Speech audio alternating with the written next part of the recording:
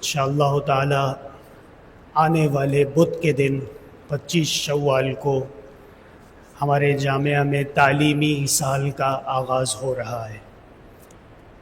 انشاءاللہ تعالی طلباء طالبات قرآن و سنت، حدیث، تفسیر، فقہ، عربی یہ پڑھیں گے، اور تقریباً 10 مہینے کا سفر رہتا ہے، تعلیمی سفر۔ یہ ابھی جو تعلیم شروع ہوئی ہے انشاءاللہ یہ رجب کے اواخر میں بلکہ شعبان تک جاری رہتی ہے۔ دعا فرمائیے گا اللہ تعالیٰ اس سال کو کامیاب کرے اور امید سے زیادہ بہتر نتائج حاصل ہو جائیں، اور اللہ تعالیٰ نیک صالح پڑھنے والے طلباء کو یہاں پہ متوجہ کرے۔ سلام کے بعد کہتے ہیں پوچھنا یہ ہے کہ جب ہم وضو کی ابتدا میں ہاتھ دھوتے ہیں جبکہ انگوٹھی پہنی ہو تو انگوٹھی اتارنے اور اس کے نیچے پانی پہنچانا کس وقت ضروری ہے، ابتدا میں یا بازو کے ساتھ میں؟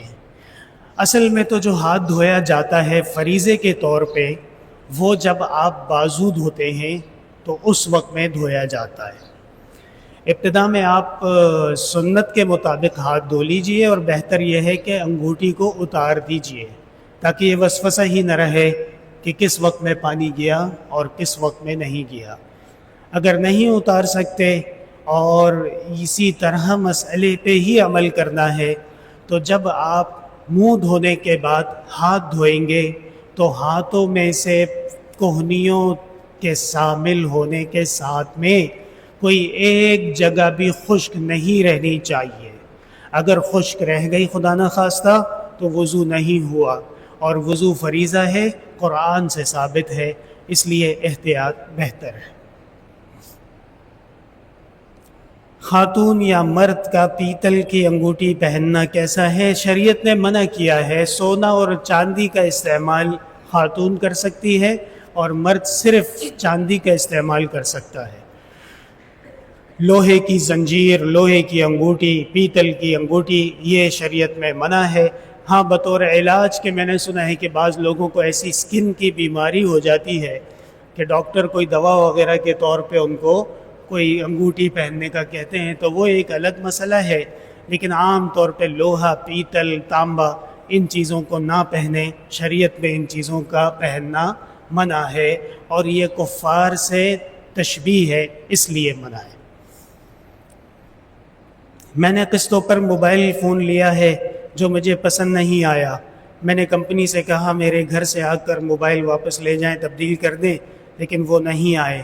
کیا ایسی صورت میں موبائل کسی اور کو بیچ سکتا ہوں کہ نہیں؟ آپ پہلے یہ فیصلہ کر لیں کہ آپ نے یہ چیز خرید لی ہے یا نہیں خریدی ہے۔ صفقہ علی الصفقہ شریعت میں جائز نہیں ہے کہ آپ کا کسی کے ساتھ معاملات چل رہے ہیں اور بیچ میں آپ نے وہ چیز کسی اور کو بیچ دی، یہ حرام ناجائز ہے، گناہ ہے۔ پہلے اس ڈیل کو کلوز کریں، ختم کریں۔ رکھنا ہے تو واضح کر دیں کہ یہ میں نے لے لیا ہے، اب یہ میرا ہے۔ واپس کرنا ہے تو واضح کر دیں کہ یہ شے آپ کی امانت ہے، جتنا جلدی ہو سکے آ کے لے جائیے۔ امانت کو بیچنا کیسے جائز ہو سکتا ہے؟ جب آپ نے خود کوئی چیز لے لی ہے اور آپ اس پہ مطمئن ہیں تو پھر آپ اس کے مالک ہیں، اور آپ کی مرضی ہے، چاہے اسے بیچیں چاہے اسے خود استعمال کریں۔ ہماری سوسائٹی میں درختوں پر پھل لگے ہیں، کیا میں وہ پھل توڑ کے گھر لے کر استعمال کر سکتا ہوں؟ اگر پھل ٹوٹ کے زمین پہ گر جائے اور آپ کے سامنے آ جائے تو فقہا نے مسئلہ لکھا ہے کہ وہ پھل آپ کھا سکتے ہیں، اس لیے کہ وہ آپ کو نصیب میں تھا اور آپ کو مل گیا، اچھی بات ہے، ورنہ تو وہ خراب ہو جاتا اور یا کوئی کوا کوئی چیل اس کو کھا جاتی۔ ہاں جو پھل درخت میں لگا ہوا ہے بغیر مالک کی اجازت کے اس کو توڑنا، اس کو کھانا، اس کو گھر لے کے جانا علماء نے منع فرمایا ہے۔ مالک کی اجازت توڑنے میں ضروری ہے۔ جو ٹوٹ کے خود نیچے گر گیا اور بظاہر کسی کے استعمال کا نہیں ہے وہ آپ استعمال کر سکتے ہیں۔ مسجد میں جماعت ہو جائے تو کیا گھر میں مرد اور خواتین مل کر جماعت کرا سکتے ہیں؟ بلکہ یہ افضل طریقہ ہے۔ اولیاء اللہ بزرگان دین کی جب مسجد میں جماعت نکل جاتی تھی تو وہ اپنی گھر میں جماعت کرتے تھے، اور گھر کی جماعت میں خواتین سب سے پیچھے ہوں گی، لڑکے اور مرد آگے ہوں گے اور امام ان سے آگے ہوگا. اگر بچے ہیں تو بچے آگے اور خواتین ان کے پیچھے. لیکن اس کو عادت ہرگز نہ بنایا جائے. ایسا نہ ہو کہ آپ مسجد کو چھوڑ کے اور گھر میں جماعتیں شروع کر دیں. ہاں شاذ و نادر ایسا ہو جائے تو کوئی مذائقہ نہیں. آپ صلی اللہ علیہ وسلم نے فرمایا اپنے گھروں کو قبرستان نہ بناؤ. اس حدیث کا یہی مطلب ہے کہ کبھی گھر میں بھی نماز پڑھا کرو, کبھی گھر میں بھی تلاوت کیا کرو, نیک کام کیا کرو, کبھی درس دے دو, کبھی خیر کی بات کر لو, تو یہ قبرستان نہیں بلکہ زندوں کی جگہ بنے گی. میرا بیٹا مجھ سے ناراض ہے, کافی دن سے بات نہیں کرتا, میں بہت پریشان ہوں, ایسی صورت میں کیا کروں اور مجھے ڈر لگتا ہے کہ وہ باغی ہو جائے گا. یہ بہت بڑا امتحان ہے, اللہ تعالیٰ آپ کی مدد فرمائے. بیٹے کو چاہیے ہوش کے ناخن لے. وَبِالْوَالِدَيْنِ إِحْسَانًا وَبِالْوَالِدَيْنِ حُسْنًا وَقَضَىٰ رَبُّكَ أَلَّا تَعْبُدُوا إِلَّا إِيَّاهُ وَبِالْوَالِدَيْنِ إِحْسَانًا. اللہ نے فیصلہ کیا ہے کہ صرف میری عبادت کرو گے اور والدین کے ساتھ اچھا برتاؤ کرو گے. اتنا مسئلہ یہ اہم ہے کہ جیسے ایک اللہ کی عبادت کا قرآن حکم دے رہا ہے, ایسے والدین کے ساتھ حسن سلوک, حسن برتاؤ کا بھی حکم دے رہا ہے. اور والدین کو بھی چاہیے کہ بیٹے کو بیٹا بنا کے رکھیں, بیٹے کو ابا نہ بنائیں. حد سے زیادہ جب ہر چیز میں نرمی ہو جائے گی اور شفقت ہو جائے گی تو پھر سختی کرنا آپ بھول جائیں گے, پھر آپ کو پتہ ہی نہیں چلے گا کہ اب اس کو سنبھالے کیسے. اس لیے بین بین اعتدال کے ساتھ غلطی پہ تنبیہ اور اچھائی کے اوپر حوصلہ افزائی, اور قرآن و سنت کی تعلیم کبھی ہو سکے اس کو مسجد میں آئیں, درس میں بٹھائیں. انشاءاللہ تعالی اس کے دل پہ اثر بھی ہوگا اور وہ باپ کا احترام بھی پورا کرے گا. ایک اس طرح بھی ہے کہ رضا الرب فی رضا الوالد, جب باپ ناراض ہو تو اللہ تعالیٰ ناراض ہو جاتا ہے. کتنی زیادہ یہ نازک بات ہے, بندہ عبادت کر رہا ہے, نماز پڑھ رہا ہے, تلاوت کر رہا ہے, لیکن باپ ناراض ہے, تو ایک حدیث سے ایسا پتہ چلتا ہے کہ یہ عبادت فائدہ نہیں دیں گی. احتیاط بہت ضروری. تورات, انجیل اور قرآن کے نزول میں فرق ہے. وہ سب ایک ساتھ نازل ہوئے جبکہ قرآن تھوڑا تھوڑا کر کے نازل ہوا. اس کی کیا وجہ ہو سکتی ہے؟ اس کی وجہ اللہ جانتا ہے, اور یہی سوال کافروں نے بھی کیا تھا. لولا نزل علیہ القرآن جملۃ واحدہ. اللہ تعالیٰ نے فرمایا کذالک لنثبت بہ فؤادک, ہم آپ کا دل مضبوط کریں گے. ورتلناہ ترتیلا, آرام آرام سے اس کو اتاریں گے. ولا یاتونک بمثل, اور نہیں لائیں گے یہ کوئی مسئلہ, کوئی سوال, الا جئناک بالحق, مگر ہم جواب میں سچ اور حق بتائیں گے.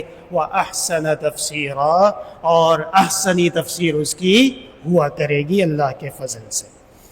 تو بات یہ ہے کہ علماء فرماتے ہیں کہ اللہ تعالیٰ کی ذات حکیم ہے, اور اللہ تعالیٰ نے جناب محمد الرسول اللہ صلی اللہ علیہ وسلم پہ بوقت ضرورت نجمن نجمن قرآن نازل کیا ہے. جب واقعہ پیش آ گیا اس کے بارے میں بات آ گئی, کسی نے مسئلہ پوچھ لیا اس کے بارے میں بات آ گئی. اور اس میں ایک بہت بڑا فائدہ ہے. وہ فائدہ یہ ہے کہ برموقع جو بات بتائی جاتی ہے وہ یاد بھی رہتی ہے اور اس کا فائدہ بھی بہت ہوتا ہے. آج میں آپ کو اتنی بڑی بنڈل دے دوں کتابوں کا کہ جائیے اس کو پڑھیے, آپ بولیں گے ٹھیک ہے جب وقت آئے گا تو پڑھ لیں گے, لیکن جب آپ کو ضرورت ہوگی اور آپ کو کتاب مل جائے گی تو وہ جو آپ شوق سے پڑھیں گے اس کی بات ہی اور ہوگی. تو قرآن اسی لیے امت کے رگ رگ میں رچ بس گیا ہے کہ موقع موقع پہ قرآن نے جیسے ایک رہنما, ایک قائد, ایک لیڈر وہ رہنمائی کرتا ہے, قرآن کریم نے اسی طرح رہنمائی کی ہے. اور جہاں پہ دوا کی ضرورت تبدیل ہوئی وہاں پہ قرآن نے دوا بھی تبدیل کی ہے. ایک سوال یہ ہوتا ہے نا جی کہ قرآن اللہ کا کلام ہے, اللہ کے کلام میں ناسخ و منسوخ کیوں ہوتا ہے؟ جواب اس کا یہ ہے کہ امت کو بوقت ضرورت مختلف علاج کی ضرورت تھی. کبھی سر میں درد ہے اس کی دوا الگ ہے, کبھی پیٹ میں تکلیف ہے اس کی دوا. اسی طرح روحانی مسائل میں بھی مختلف مسائل کا علاج مختلف ہے. اللہ تعالیٰ حکیم ذات ہے, اور جو حکیم ہمیشہ ایک ہی دوا دیتا ہو وہ بیوقوف ہوتا ہے, بلکہ ہر تقاضے کے مطابق اس کا علاج کیا جائے گا. اور قرآن نے بالکل اسی طرح امت کی رہنمائی کی. مجھے کسی کی گمشدہ رقم ملی ہے، 1 مہینہ ہو گیا، مالک کو تلاش کر رہا ہوں، کیا میں وہ رقم مسجد میں دے سکتا ہوں؟ مسجد کو آپ کے گمشدہ رقم کی ضرورت نہیں ہے، آپ مالک کی تلاش جاری رکھیں، کم از کم 1 سال تک آپ کوشش کریں وہ آپ کو مل جائے، نہیں ملتا تو پھر آپ نے کسی مستحق کو دینی ہے۔ مسجد اتنی اللہ کے فضل سے یتیم و مسکین نہیں ہے اسلام کے اندر کہ آپ گری پڑی چیزیں مسجدوں کو لا کے دیں گے۔ آپ کو پتہ ہونا چاہیے مسجد میں زکوٰۃ ادا نہیں ہوتی، مدرسے میں ہوتی ہے، مستحق پہ ہوتی ہے، لیکن مسجد کا ایک الگ مقام ہے، اور مسجد میں آپ نے اچھا مال دینا ہے، برا مال نہیں دینا، اور مالک کی تلاش جاری رکھیے۔ کیا قربانی کرنے کی نیت سے کمیٹی ڈال سکتے ہیں جبکہ رقم مجھے عید سے پہلے ملے گی؟ ڈال سکتے ہیں۔ علماء فرماتے ہیں صرف قربانی کی نیت کی کمیٹی سے قربانی واجب نہیں ہوتی جب تک کہ آپ جانور نہ خرید لیں۔ امید ہے کہ مسئلہ سمجھ آ گیا ہوگا کہ صرف کمیٹی سے جس آدمی پہ قربانی واجب نہیں ہے، نیت کمیٹی کی کرنے سے نہیں واجب ہوگی۔ ہاں پیسہ آپ کو مل جائے، آپ چلے جائیں بازار جانور خرید لیں، اب اس کے اوپر قربانی وہ آپ نے کرنی ہے۔ وقت مقررہ پر ادائیگی نہ کرنے کی صورت میں اضافی رقم مانگنا کیسا ہے؟ گناہ ہے، سود ہے۔ یہ جو نام نہاد اسلامی بینکنگ ہر جگہ گلی نکڑ پہ چل رہی ہے، ایک ہی بینک ہوتا ہے، 2 دروازے ہوتے ہیں، ایک اسلامی ہوتا ہے، دوسرا غیر اسلامی ہوتا ہے، چاہے وہ خود بھی کہتے ہیں یہ اسلامی ونڈو ہے اور یہ کنونشنل ونڈو ہے۔ ان کے ساتھ علماء نے یہی مسئلہ اٹھایا ہے کہ آپ جب انسٹالمنٹ لیٹ ہوتی ہے تو آپ اس پہ سر چارج لگاتے ہیں، یہ سر چارج کدھر سے آیا؟ اسلام میں اس کی کیا حیثیت؟ وہ حضرات کہتے ہیں کہ ہم اس کو صدقہ کریں گے۔ ہم کہتے ہیں وہ کون سا صدقہ ہے جو آپ زبردستی لوگوں سے لیتے ہیں؟